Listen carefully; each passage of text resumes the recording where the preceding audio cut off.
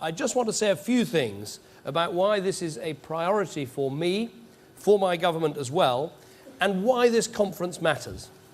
First, we've come here together because we passionately believe in the internet as a force for economic, social and political good. I think it's very important with all the debates going on that we make that absolutely clear. The internet has changed the way that we change our world. If you go to Cairo or Tripoli, you'll meet people whose lives have been transformed because technology gave them a voice. And I know you were hearing from a Yemeni blogger this morning. If you go to the poorest parts of Kenya, you'll find people accessing financial services for the first time via the internet through their mobile phones, finally getting a foothold in the global economy. And the internet has profoundly changed our economies too. Studies show it can create twice as many jobs as it ever destroys. It is estimated that for every 10% increase in broadband penetration, global GDP would increase by an average of 1.3%. So it is in our interests, if we want our economies to grow, if we want to get our people back to work, we've got to push harder and harder for wider access. And that is exactly what we're doing here in the UK. But second, we have to come together to tackle cybercrime. This costs the United Kingdom an estimated £27 billion a year. Globally, it's as much as 1 trillion. It costs just 69 pence, around $1, about the price of a song on iTunes, to buy someone's credit card information online. Cyber criminals now have their own online shopping websites, where they can buy and sell stolen credit card details pretty much in the same way that you would buy a book on Amazon. I'm told there's even a little shopping trolley that you put people's credit card details into as you go around buying them. That is how bad things have got. And the threats come not just from criminal gangs. Every day we're seeing attempts to steal valuable information from individuals and from companies. Now, for our part, Britain will shortly set out a new approach for better online security, for crime prevention, and for public awareness. But a cross-border problem needs cross-border solutions, which is why the world needs to act together. And that's why I think this conference is so important, why the 7 principles set out by William Hague are so important, and why I hope you'll reach real consensus over the course of these debates. But third, we're here because international cyber security is a real and pressing concern. And I think we should be frank about this. Every day, we see attempts on an industrial scale to steal government secrets, information of interest to nation states, not just commercial organizations. Highly sophisticated techniques are being employed. This summer, a significant attempt on the Foreign Office system itself was foiled. These are attacks on our national interest. They are unacceptable. And we will respond to them as robustly as we would do with any other national security threat. So Britain has prioritised cyber attacks as a tier 1 threat to our national security, and we put £650 million towards improving our cyber defences. This was part of a strategic defence review where we took difficult decisions about tanks, about aeroplanes, about ships, about the sizes of our Army, Navy and Air Force. At the same time, we prioritised £650 million into cyber security. That is how important we think this is, and I'm sure others will do the same. Internationally, we're inviting others to join us in a network wide enough and powerful enough to face these threats down. So our task today, and in the future, at the forthcoming conferences in Hungary and in Korea, is to strike a balance. We cannot leave cyberspace wide open to the criminals and the terrorists that threaten our security and our prosperity. But at the same time, we cannot just go down the heavy-handed route. Do that and we'll crush all that is good about the internet and the free flow of information, the climate of creativity that gives such life to so many new ideas and new movements. Governments must not use cybersecurity as an excuse for censorship or to deny people their opportunities and that the internet represents. The balance we've got to strike is between freedom and a free-for-all. Getting there needs everyone in this room to play their part. Government doesn't own the internet or run the internet or shape the internet. So together, I very much hope that you will be able to set an agenda for our future that all will be able to share in. Thank you very much for listening, and best of luck with the rest of your conference. Thank you.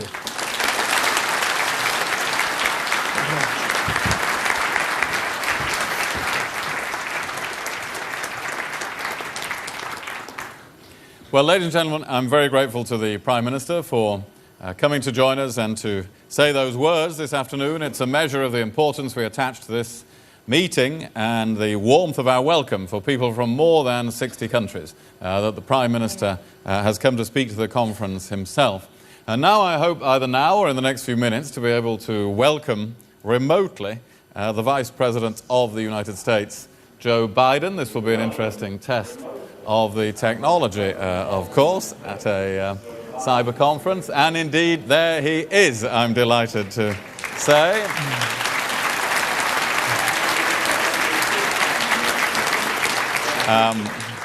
The Vice President has very kindly stepped in at short notice owing to an unavoidable change to Secretary Clinton's travel plans. Her mother was taken to hospital suddenly last night, and we all wish her a speedy recovery. In February 2009, in his first foreign policy speech after becoming Vice President, Vice President Biden had the foresight to identify cyberspace as integral to our security interests, and he suggested then more effective cooperation between states.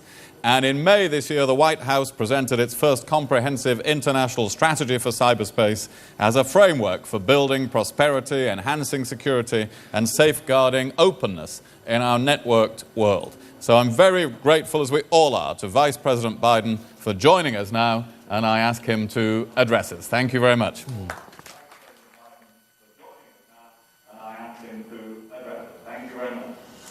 Well, thank you very much, Foreign Secretary Haig, and my best to Prime Minister Cameron. I agree with everything that he said today, but I'm very glad to be able to join you all on behalf of our administration to talk about the issue that will have enormous consequences for each of our countries, and quite frankly, consequences for the whole world, the future of cyberspace. And I do bring greetings from Secretary Clinton, who does send her regrets that she's not able to be with you in person today. As you all know, nearly 1/3 of humankind is online today, something we would have never thought possible 20 years ago. More than 2 billion people and counting. The internet has become the public space of the 21st century, a sphere of activity for all kinds of activities, open to all people of all backgrounds and all beliefs. And as vibrant, as dynamic as the internet already is, what we've seen so far, I believe, and we believe, is just an opening act. More than 5 billion people will connect to the internet in the next 20 years, 5 billion. And most of them will live in countries and regions that are now underrepresented online. And the next generation of internet users has the potential to transform cyberspace in ways we can only imagine. And cyberspace, in turn, has the potential to transform their lives as well. But the extent of both the contributions they will make to the internet and the benefits they'll derive from it are going to depend in large degree on the choices all of us in the room today make. The internet itself is not inherently, to state the obvious, is not inherently a force for democracy or oppression, for war or for peace. Like any public square or any platform for commerce, the internet is neutral. But what we do there isn't neutral.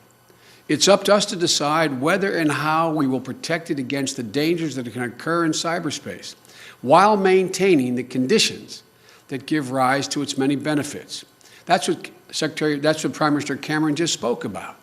And today, I'd like to explain briefly where the United States stands on key issues regarding the future of cyberspace. First, which approach should we take for ensuring that the internet itself continues to be secure, open to innovation, and interoperable the world over? Secure enough to earn the trust of our people, reliable enough to support their work. And secondly, how do we achieve security for nations, businesses, and people online without compromising the openness that is the internet's greatest attribute? It seems to us that answering these questions is a key priority for not only our administration, but for all of you assembled in the room. And to articulate our position, we laid out the international strategy for cyberspace. We know that it will take many years and patient and persistent engagement with people around the world to build a consensus around cyberspace. But there are no shortcuts, because what citizens do online should not, as some have suggested, be decreed solely by groups of governments making decisions for them somewhere on high. No citizen of any country should be subject to a repressive global code when they send an email or post a comment to a news article. They should not be prevented from sharing their innovations with global consumers simply because they live across a national frontier. That's not how the internet should ever work, in our view. Not if we want it to remain the space where economic, political, and social exchanges can flourish. You know, there are some who have a different view, as you all know.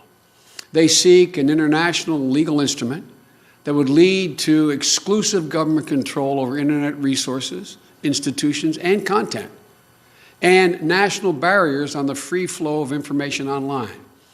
But this, in our view, would lead to a fragmented internet, one that does not connect people, but divides them. A stagnant cyberspace, not an innovative one, and ultimately a less secure cyberspace, with less trust among nations. So the United States stands behind the current approach, which harnesses the best of governments and private sector and civil society to manage the technical evolution of the internet in real time. This public-private collaboration has kept the internet up and running all over the world. We have an expression in our country: if it ain't broke, don't fix it.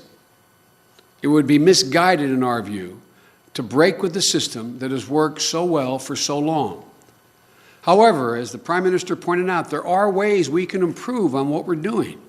For example, by bringing greater transparency and accountability to internet governance and institutions, by including more voices from developing countries, and by supporting successful initiatives like the Internet Governance Forum.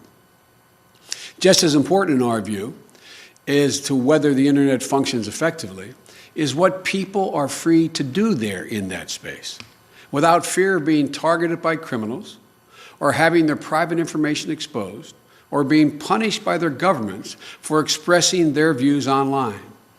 And this brings me to the second question I'd like to address today: how to achieve both security and openness in cyberspace.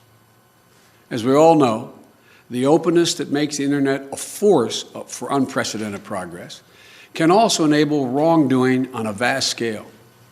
Terrorists use the internet to recruit operatives and plot attacks.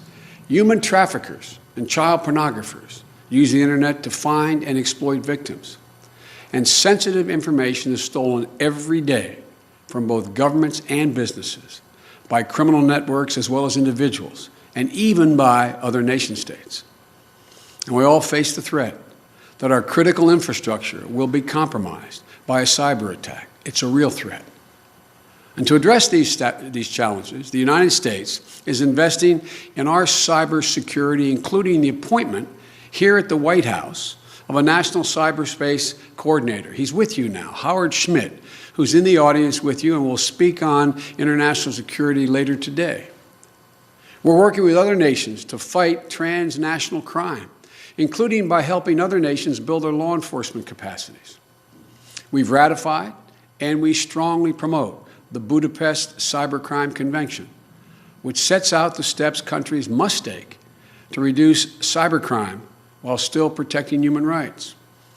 And as you might expect, we remain committed to fighting international terrorism and thwarting terrorist attacks that are planned and launched on the internet.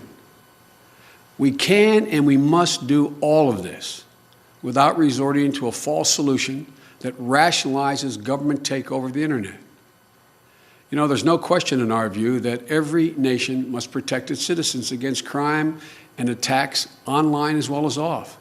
But we must do it in a manner that's consistent with our shared values.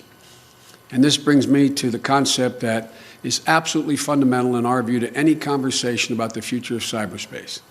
Existing principles of international law apply online, just as they do offline, in our view.